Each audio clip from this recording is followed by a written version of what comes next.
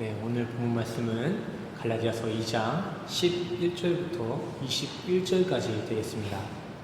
갈라디아서 2장 11절부터 21절입니다. 오늘 나눌 교재의 내용은, 오늘 본문의 교재의 내용은 두 파트로 나눠서 살펴볼 것인데, 오늘은 11절부터 14절까지 해당되는 부분을 함께 보시겠습니다. 본문은 끝까지 다 읽겠습니다. 게바가 안디옥에 이르렀을 때 책망받을 일이 있기로 내가 그를 대면하여 책망하였노라.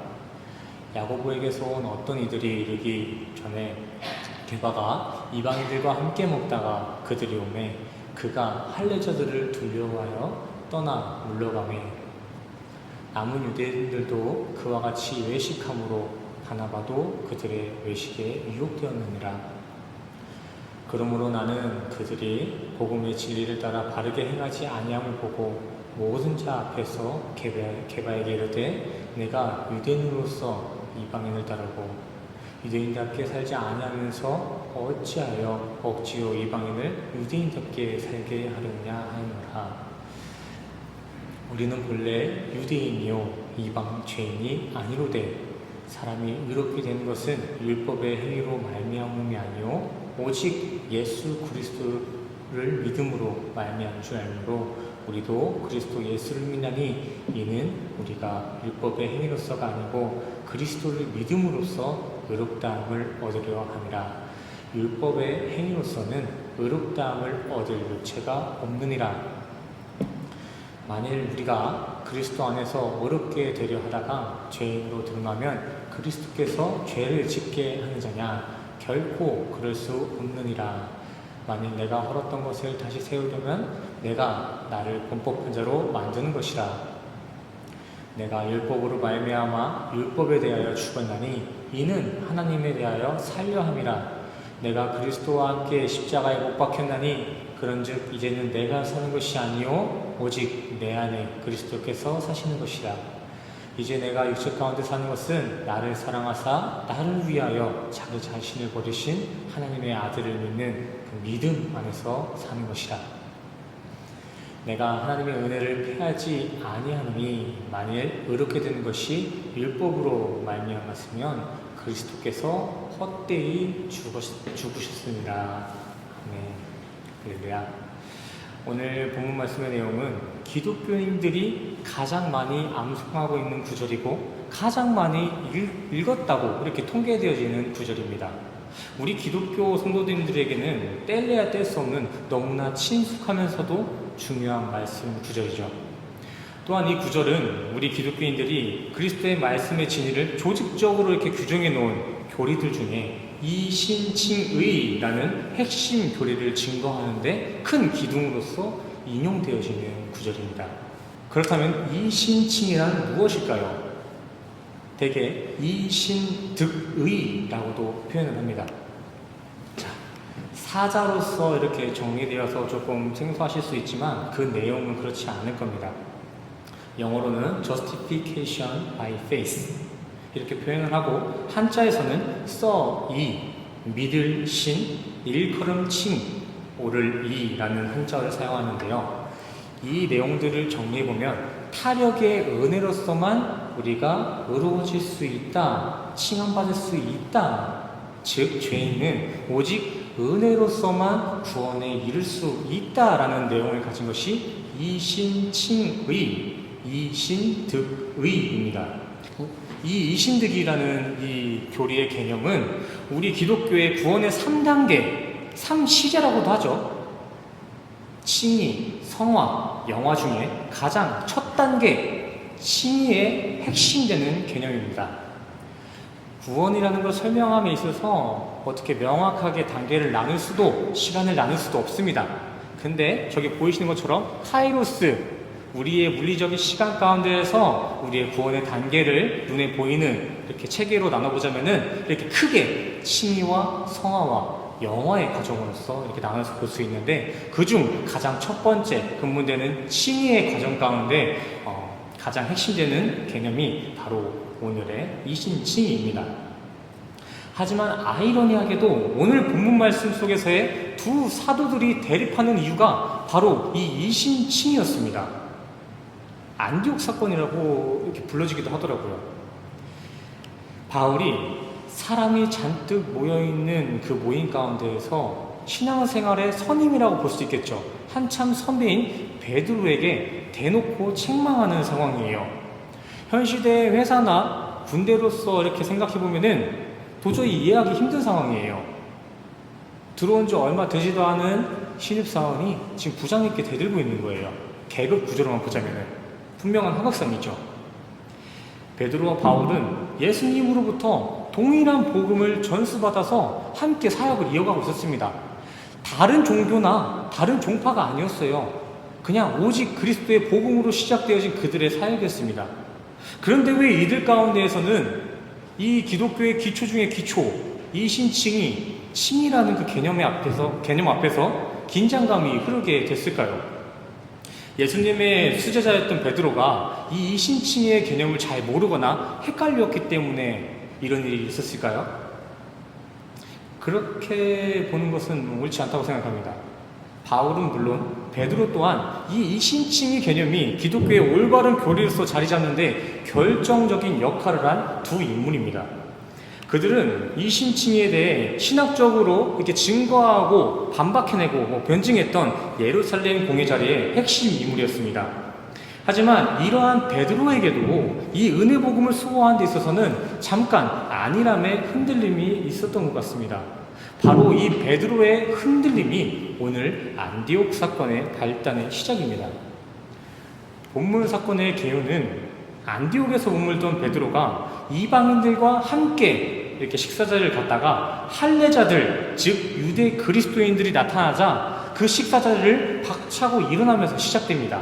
저기 나와 있는 이방 그리스도인은 지금 할례자라고도 표현되고 야고보로부터 나온 이들, 즉 할례파, 그리스도인으로서 살지만 율법을 첨가한 이들, 그러한 이들이에요. 그 할례파 저분들은. 그리고 이방 그리스도인들은 우리와 같은 거죠. 선민사상 가운데 끼지 못했던 이들, 이스라엘 사람 아닌 사람들, 유대인 아닌 모든 사람들을 이방인이라 그랬고, 그러한 사람들이 믿음을 가질 때 이방 그리스도인이라 했습니다. 이러한 배경에 있어 학자들은 베드로의 행동 양상을 두 가지로 지금 견해를 보고 있습니다. 첫 번째는 베드로가 스스로 유대 그리스도인들의 눈치를 보고 스스로 저 자리를 떠났다라는 첫 번째 견해가 있고요. 두 번째로는 유대인들, 지금 저 할례파 사람들이 저 식사 자리에 와가지고 베드로를 율법 준수로 핑계하면서 설득했다는 거예요. 아니, 너는 유대인의 사도 베드로 아니냐? 근데 어떻게 이방인들과 같이 있냐? 이거 율법에 맞지 않는 거야. 니들 주장 알겠는데 어떻게 우리랑 같이 있을 때는 그러면 안 되는 거 아니야? 라며 이방인들과 분리시켰다는 견해가 있습니다. 이러나 저러나 베드로의 행동은 율법으로서 바라봤을 땐 크게 책망받을 행동이 아니었습니다. 율법서에서는 이방인과 유대인이 함께 식사하는 것을 허용치 않았어요. 하지만 바울은 이러한 베드로를 향해서 신앙의 짬밥이고 누구와 함께 있고 할례파가 지금 우리 앞에 있든 간에 상관치 않고 베드로의 그 흔들려버린 그 중심, 그 복음 앞에 책망의 메시지를 던졌습니다. 진리의 흔들림에 있어서는 한 번 설교에 3,000명, 5,000명을 이렇게 전도해냈던 그 베드로 또한도 책망의 대상이 될 수 있다는 것입니다. 저도 마찬가지겠죠. 저 또한도 올바른 복음에서 벗어난다면 책망의 대상이 될 수 있습니다. 14절 보시겠습니다. 모든 자 앞에서 게바에게 이르되 네가 유대인으로서 이방인을 따르고 유대인답게 살지 아니하면서 어찌하여서 억지로 이방인을 유대인답게 살게 하려느냐 하느니라. 이 말은 지금 왜 율법주의자들 앞에서는 이방인처럼 율법 없이 자유롭게 살면서 왜 정작 이방인들 앞에서는 율법주의자들 두려워하고 율법에 갇힌 그 위선을 떠냐 이겁니다. 교회에서는 사회생활을 핑계해서 이렇게 사회생활 똑바로 안 하고 사회생활 가운데서는 교회를 핑계대면서 둘 다 양쪽에 모험되지 못하는 위선적인 모습을 보였다는 거예요. 예를 들자면 오늘 안디옥 사건 발단의 핵심은 바로 이것입니다. 두 가지로 볼게요. 사도로서 복음을 깨닫고도 그러한 귀한 복음을 경하게 여겼다는 거예요. 두 번째는 하늘로부터 수여받은 이 사도의 사명을 세상의 이해관계, 세상의 계급관계 아래 존속시켰다는 것입니다. 깔아놨다고요. 베드로에게 유대인 그리스도인들의 그 환심을 사고자 하는 욕망이 분명히 있었을 것입니다. 당시 저 유대인들, 할레파 사람들한테 찍히면은 2등 시민으로 이렇게 격하되는 것은 따놓은 당상이었어요. 지금은 모두가 같은 자유주의 시대에서 같은 계급이 다르더라도 우리는 다 같이 평등한 권리를 누리고 있지만 이 당시 때까지만 해도 1등 시민, 2등 시민, 노예라는 직군도 있었습니다. 그러한 구조 속에서 베드로는 자신의 그 계급, 보이지 않는 그 구도 아래서 한층 내려갈까봐 유대인들을 무서워했다는 것이죠. 당시 그 베드로의 모습은 어떻게 보면 인간으로서는 당연할 수 있습니다. 그래서 베드로는 사도의 본분을 뒤로하고 유대인으로서 유대인의 그 삶의 체계로서 그 식사 자리를 피한 것입니다. 당연하겠죠. 내가 지금 밥 먹고 있는 거 저 사람들한테 찍히면은 당장에 내일부터 투표도 못할 수 있을 것이고 자녀들을 교육도 못할 수 있을 것이고 이러한 팔자였는데 어떻게 인간적으로 본다면은 그러한 행동은 자연스러운 행동일 수도 있습니다. 또 여기에 누군가는 율법을 따라 소란을 일으키지 않기 위해서 베드로가 조용히 식사 자리를 피했다라는 견해도 지금 보여주고 있는데, 하지만 지금 베드로는 율법에 따라 그 이방인들과의 식사 자리를 피한 것이 아닙니다. 그것이 아니라 율법을 초월한 그리스도의 복음을 이방 그리스도인들에게 더 전하기 위해, 교제하기 위해 그 식사 자리를 갖는 도중에 유대인이라는 인간의 눈치와 위험의 자리를 벅차고 나온 것입니다. 그의 행동은 유대인으로서 율법을 성실히 준수하는 것도 아니었고, 되려 율법을 초월해야 한다는 복음을 이방인들에게 전해야 하는 그 식사 자리에서 외식 행위를 했다는 것입니다. 13절을 보세요. 이러한 베드로의 행위는 분명한 외식이에요. 이러한 인간의 연약함은 베드로도 피할 수가 없었습니다. 바울은 안디옥 사건이 있기 전, 오늘의 이 책망 사건이 있기 전부터 갈라디아 1장 10절을 통해서 분명히 얘기했습니다.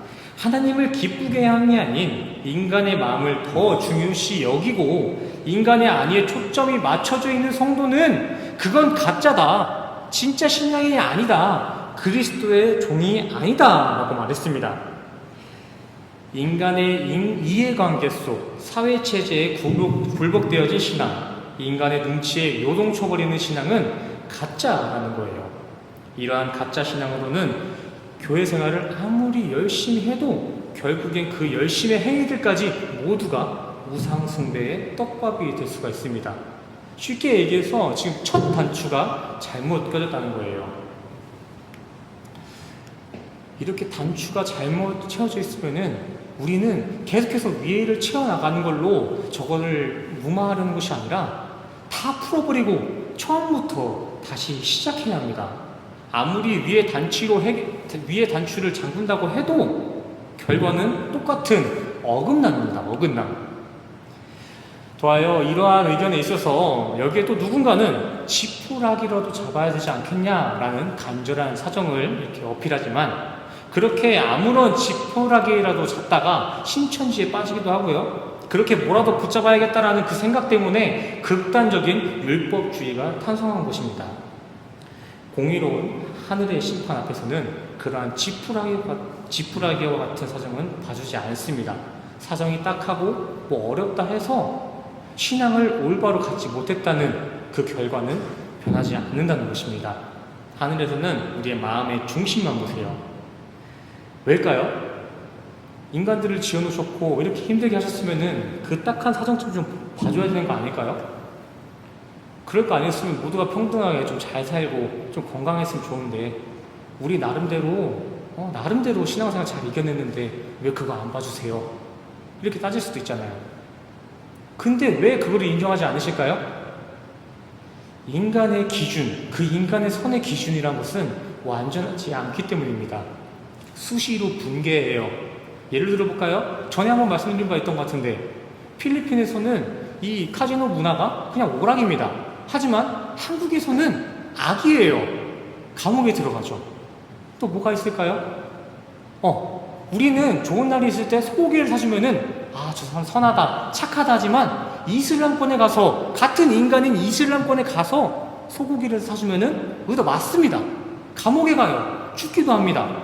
이처럼 인간의 기준은 너무나 완전하지 못해요. 그렇기 때문에 하나님께서는 우리의 사정이라는 것을 차선해 두세요. 무시하거나 듣지 않으심이 아니라 가장 우선되는 것은 그 예수 복음의 기준, 그거 하나고 그 뒤의 것들은 차선. 안타깝게 여기지만 그를 통해서도 첫 번째 우선을 이렇게 바라보기를 원하는 것이 하나님의 마음이라는 것입니다. 그렇다면은 복음의 절대적인 영생의 기준은 또 무엇일까요? 앞서 말씀드린 바와 같이 예수 그리스도의 복음입니다. 요한복음 17장 3절에서는 이렇게 얘기합니다. 영생은 이것저것 지푸라기 잡는 간절함이 아니라 그냥 하나님, 유일하신 그 하나님과 그가 보내시니 하나님의 아들이신 독생자 예수를 아는 데서 나오는 거야. 그게 영생이야. 요한복음 3장에서는 이렇게 얘기하죠. 그 아들을 믿고 품어내는 것만이, 그러한 아들과 연합되는 것만이 영생의 조건이다 라고 말씀하셨습니다. 이러한 영생의 기준은 변하지 않습니다. 다른 곳에서 이것저것 이렇게 혼란을 일으키고 있는 기독교의 현실이지만, 그러나 분명한 것은 우리가 영생의 기준으로는 예수 그리스도의 복음밖에 없다는 것입니다. 성경은 온갖 인간의 역사 스토리들을 이렇게 나열해놓고 이렇게 묶어놓은 책 같지만 결론은 딱 하나예요. 영생은 예수 그리스도의 복음뿐입니다. 이거 딱 하나예요. 무지하게 두껍죠. 천지창조, 노아의 방주, 이스라엘의 출애굽과 같은 모든 사건들이 있지만 그 모든 것은 다 이 기준, 그리스도의 복음만을 가리키고 있다는 것입니다. 우리는 계속해서 한 사건 한 사건 이렇게 한 계단씩 올라왔기 때문에 이 말씀을 듣는데 어렵지 않을 거예요. 이렇게 그리스도의 복음을 예비하고 예언하고 확증하는 과정이 바로 신앙생활이고 성경이 우리에게 주어진 본질입니다. 그러기에 믿는다는 우리 성도는 이 말씀의 기준, 그리스도의 복음 말고는 다른 어디에도 우리의 마음을 빼앗겨서는 안 됩니다. 좀 좋아 보이는 기준이 있다고 해서 그 기준 가지고 영생에 들어가려고 하시면 안 된다고요. 우리에게 주어진 이 삶 가운데 상황이 더욱더 빡빡해지고 간절할수록 우리는 오히려 더 지푸라기, 예수 이외의 것들은 더 경계하고 더욱더 말씀 앞에 나아가 오직 그리스도의 복음만을 구하고 찾고 두드리는데 우리의 온 마음을 쏟으셔야 합니다. 그것만이 우리 성도의 유일한 살 길입니다. 그러나 예수님의 수제자나 사도들 보세요. 그리고 현 신앙인들 보세요. 그들이 완전했습니까? 현 시대에 유명했던 분들 보세요. TV에서 설교하시던 분들도 수도 없이 넘어지고 수도 없이 개종을 합니다. 언제든지 넘어질 수 있는 모두가 똑같은 연약한 인간이라고요. 그러기에 우리는 말씀을 조명 삼아서 어둠에 있는 자신의 처절함을 매번 발견하셔야 됩니다. 내가 직분을 갖고 있고 내가 사회적인 어떠한 계급에 올라감을 통해서 인정을 받게 돼요. 우리가 우리 안에 마음의 중심이 지금 어떠한 상태로 얼마나 어두워지지도 모르고 사람들의 평가 기준에 의해서 나는 의롭다, 나는 지금 성도니까 천국에 갈 수 있다 이렇게 착각하며 산다고요. 하지만 베드로도 그렇고요, 데마도 그렇고요, 수많은 성경의 인물들, 현 시대 유명한 목사님들도 넘어지기 일반적입니다. 요즘에는 새롭지도 않아요. 옛날에는 와 대박이다, 어떻게 목사가 그러냐 이런 말 했지만 요즘에는 기독교인들이 그러냐, 원래 그렇지 이럴 정도로 일반적인 상황이 됐다고요. 그렇기 때문에 우리는 계속해서 말씀의 조명하심, 말씀을 읽음으로 그 감동 주시는 걸로 내가 지금 잘하고 있는 건가? 내가 지금 성도를 떠나서 내가 나와 하나님과 관계가 지금 잘 맺혀지고 있는 건가? 계속해서 확인하셔야 된다는 것입니다. 매일 회개하셔야 돼요. 누군가는 회개는 단 한 번, 내가 죄인이었다가 예수 앞에 나갈 때 그때 한 번만 하라고 하는 것이라고 말도 하지만 저는 그렇게 생각하지 않아요. 메타노이아의 회개가 무엇입니까? 내가 잘못했습니다, 이거 용서해 주세요가 아니라 하나님께 돌아가는 것. 내가 잠깐 길을 잃었다가도 맞다, 여기가 아니지 하고 정신 차리는 것, 그것이 메타노이아의 진짜 회개입니다. 우리는 주님 붙잡고 계속 회개하셔야 돼요. 계속 잘못 갔더라도 계속 유턴하셔야 된다고요. 여기에 하나님께서는 사도 바울의 말씀을 통해서 우리에게 권고 메시지를 보내주십니다. 고린도전서 10장 12절 보실게요. 그런즉 선줄로 생각하는 자는 넘어질까 조심하라. 간단히 말해 성경에 대한 지식이 조금 깊어졌다고, 직책 좀 이제 받았다고 건방 떠지 말라는 것입니다. 성도님들 앞에 이렇게 건방이라는 단어를 사용해서 좀 죄송스럽지만 우선 저에게 먼저 하는 말이에요. 목사가 되었다고 건방 떨지 말아라. 너네 이제 조금 뭐 안다고, 출석 조금 한다고, 헌금 조금 한다고 너네 그렇게 안심할 거 아니야. 건방 떨지 마. 당신이 성도고 당신이 직분자라면 이제 거기에 맞는 시험과 역경들 또한도 진화돼서 우리에게 다가옵니다. 우리만 커가는 게 아니에요. 선악 영역, 그 악의 영역도 동일하게 함께 성장해가고 있다고요.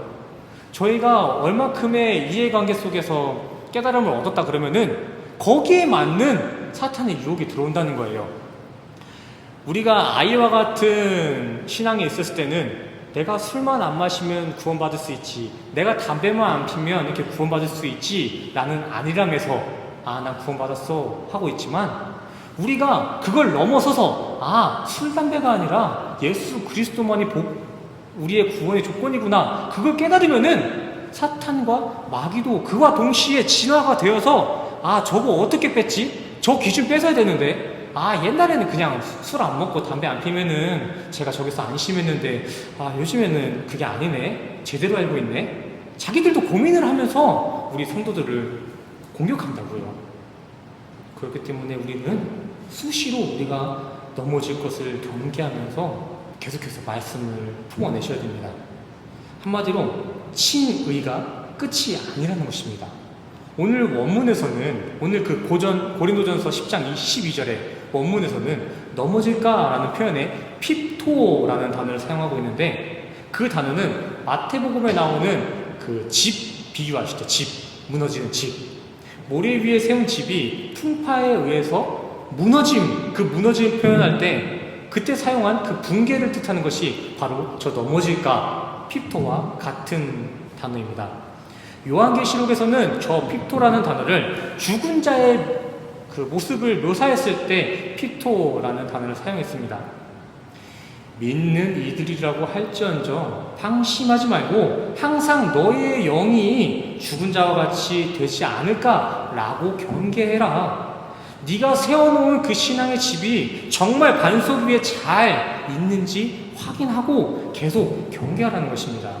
칭의, 정말 내가 하나님으로부터 성도로서 의롭다고 칭함을 받았으면 이제 성화, 그러한 의로운 삶으로, 의로운 이들의 모습으로 빚어져 간다는 것입니다.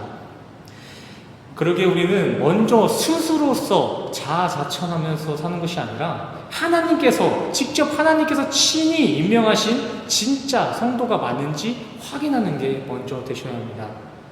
여기에서 우리는 17절의 말씀과 같이 칭의를 받고 성화의 과정을 걸어감 속에서, 성화의 과정 가운데서는 산전수전을 겪을 수도 있습니다. 되려 우리가 칭의, 의롭다 여김을 받기 전보다 더 어려운 시험을 받을 수도 있고 고난 가운데 살 수도 있습니다. 여기에 우리 육은 쓰러지기도 할 거예요. 길을 잃을 수도 있다고요. 또한 지쳐서 포기하고 싶을 때도 스스로 빽빽할 것입니다.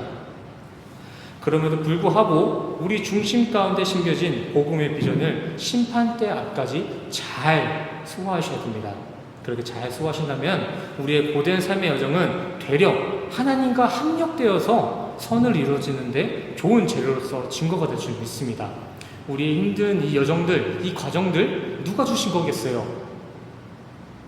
자신이 선하다, 니들은 내 아들이다 칭했던 이스라엘조차도 광야의 여정을 430년이나 돌렸는데 그것 또한도 그거 다 내가 한 거야 하셨는데, 우리의 이 힘든 여정들, 그거 뭐 악마가 괴롭혀서 지금 우리가 이렇게 힘든 걸까요? 그렇지 않습니다. 이 모든 여정들은 하나님과 이렇게 합력되어질 때 심판대 앞에서 우리의 구원을 증거할 수 있는 귀한 재료가 될 줄 믿습니다.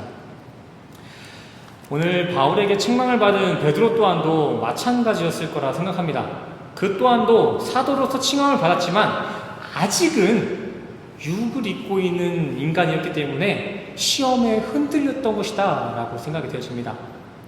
수천 명을 전도하고 기적을 일으켰던 베드로 또한도 안심해서는 안 되며 말씀의 조명으로 계속 자신의 사명이 어디에 자리하고 있는지, 나 지금 사도로서 지금 잘 살고 있는지 확인했을 필요가 있었다는 것입니다.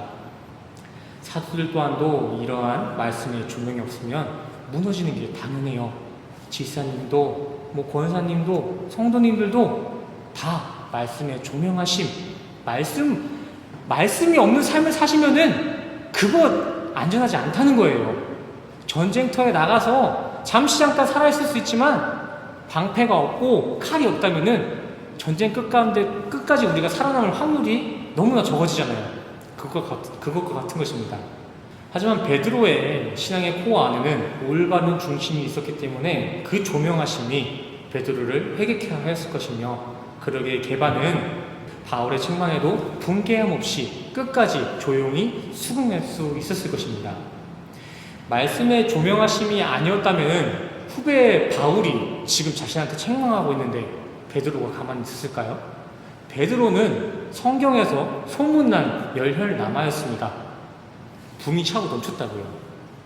그는 예수님의 부르심이 이게 맞다 하자마자 고민도 않고 자신이 생계를 꾸리던 것들 모두 버리고 예수님을 따를 정도로 열정이 있었던 사람이고요. 또한 예수님의 십자가의 길을 막다가 사탄 소리를 들을 정도로 강한 신념도 있었습니다. 이뿐입니까? 예수님을 위협하는 군사의 귀를 잘라버린 것, 그것도 베드로예요. 그런 베드로가 지금 한참 후배인 바울이 사람 다 모인 곳에서 면박을 주고 있는데 순응할 수 있었던 것입니다. 무엇 때문에요? 말씀의 조명이 있었기 때문에. 그러한 베드로 모습 속에서도 복음이 그를 조명하고 그의 마음의 중심이 그리스도의 복음으로서 잘 수호되었기 때문에 베드로는 그러한 책망을 권고로서 받아들인 것입니다. 물론 이 사건의 그 베드로의 차후의 반응에 대해서는 성경에서 세세히 기록하고 있지 않습니다. 하지만 저는 이후 베드로의 사역의 모습들, 성숙되어져 가고 변화되는 모습을 통해서 그에겐 분명히 그 가운데 회개가 있었을 거라 확신합니다. 본문의 바울은 자신의 책망의 메시지가 전달됨으로 인해 베드로와 사이가 멀어질 수도 있는 상황이었습니다. 당연하죠. 후배가 선배한테 덤벼들는데. 위계 질서가 엉망이 될 수 있는 그러한 상황임에도 불구하고 바울은 복음 수호에 있어서는 오직 말씀 중심의 자리에 서서 담대함으로 베드로와 갈등 상황을 정면 돌파했습니다. 오늘 본문의 바울은 자신의 삶의 최선을 신앙에 두었던 자였고, 또한 무엇이 진정 서로를 위하는 행위인지 정확히 알고 있었던 것 같습니다. 내가 지금 인간관계를 위해서 베드로에게 책망하는 것이 정말 최선의 방법일까? 최선이지 않을까? 다른 방법이 없을까? 고민하지 않았다는 것입니다. 게바는 베드로입니다. 바울이 베드로와 인간관계를 위해 책망하지 않았다면 베드로는 어떻게 보면 계속해서 사람의 눈치에 떠밀려서 올바른 복음을 전하지 못했을 수도 있습니다. 거짓 사도로서 낙오한 대마와 같은 사도로서 남겨질 수 있었어요. 그뿐입니까?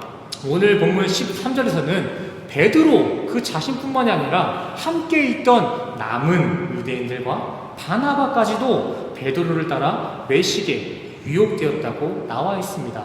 대참사예요. 교회 리더자의 움직임에 무조건적으로 순응하여 성도가 다 함께 죄에 동참게 되었다는 것입니다.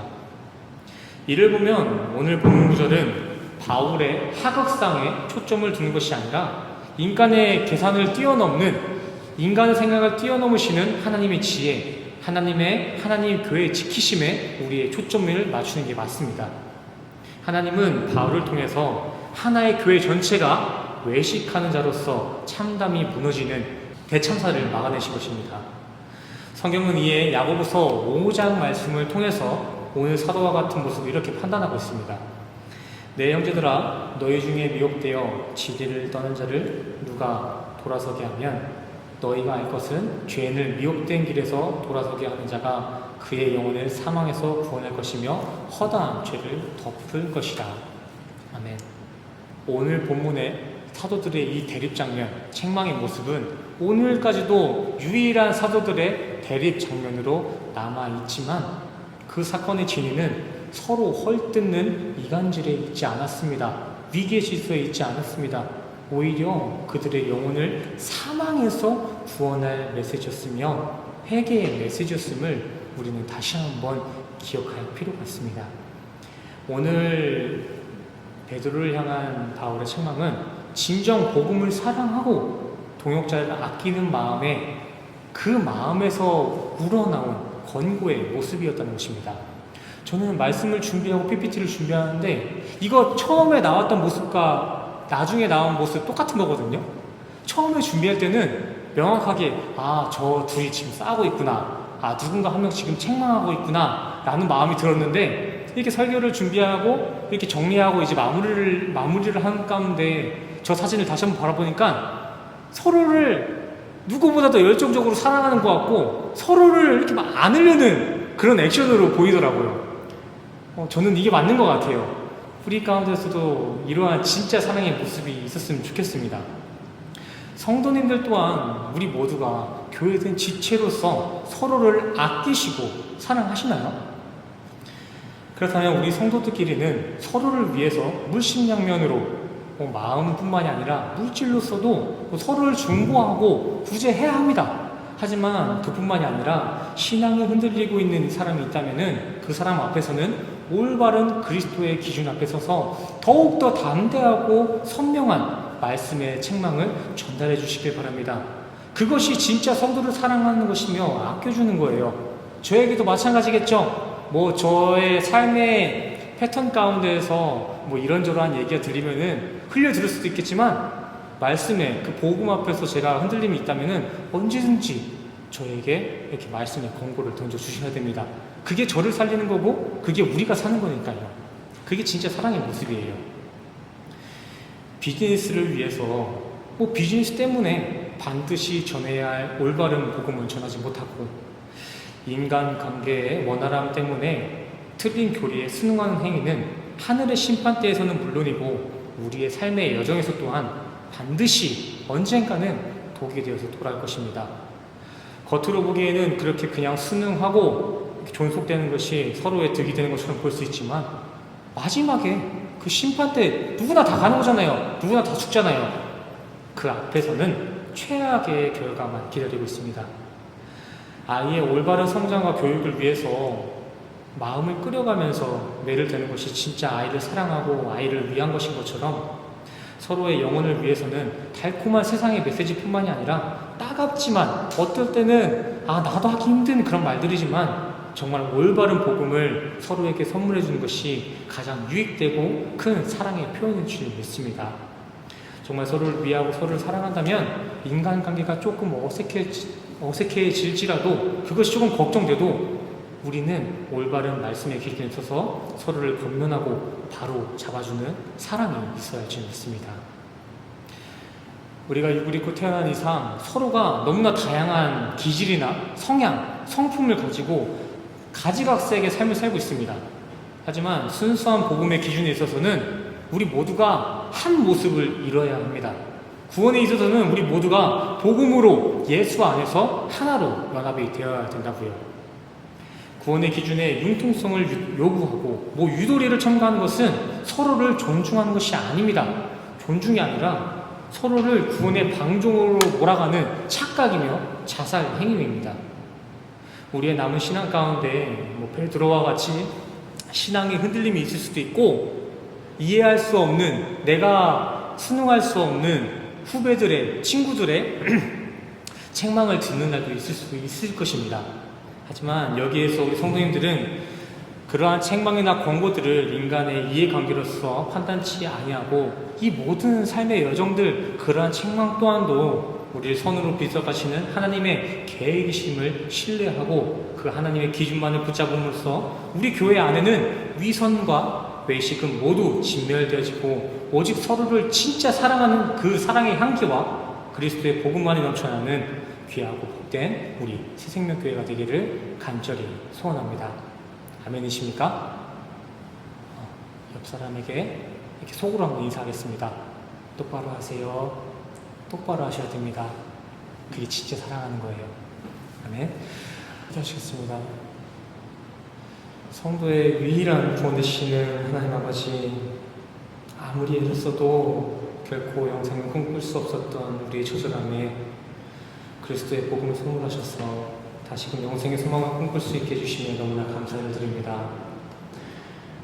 그러나 육을 입고 있는 우리는 태생적으로 세상의 방법, 세상의 기준에 현혹되기가 십상입니다.